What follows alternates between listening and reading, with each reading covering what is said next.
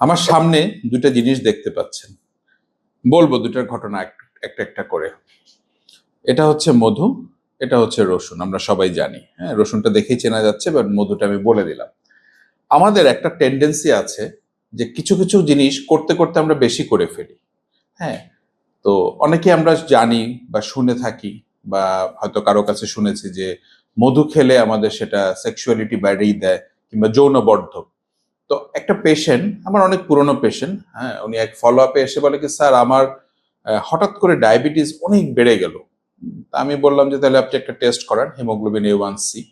তো উনি টেস্টটা করিয়ে দেখলো হিমোগ্লোবিন A1C 13-তে চলে আসলো, যেখানে তার থাকার কথা 6-এর নিচে।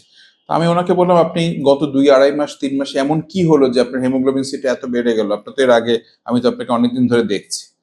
উনি বললো, স্যার আমি প্রতিদিন সকালে খালি পেটে 2 চামচ, রাতে 2 চামচ মধু খাই।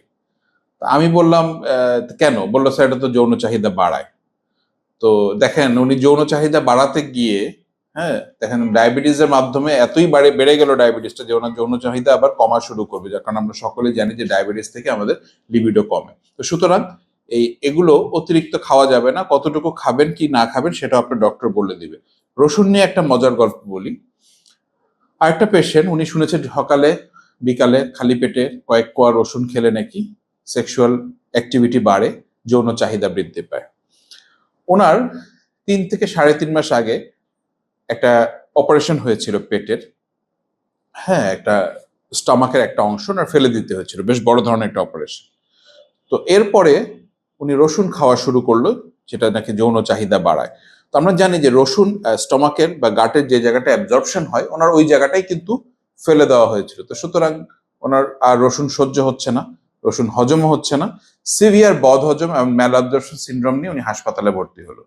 দুটা ঘটনা আপনি দেখেন যে একটু বেশি খাওয়ার ফলে এবং না জেনে খাওয়ার ফলে বা পরিমাণটা না জানার কারণে কত ক্রিটিক্যাল কন্ডিশন তৈরি হতে পারে। তো সুতরাং এ ধরনের জিনিসগুলা, এটা ওটা শুনে যে এটা খেলে যৌন চাহিদা বাড়ে, সান্ডার তেল খেলে যৌন চাহিদা বাড়ে, রসুন খেলে বাড়ে, মধু খেলে বাড়ে, এগুলি অমূলক কথাবার্তা না শুনে ডক্টর কি বলে এই জিনিসগুলো আমরা শোনার চেষ্টা করব।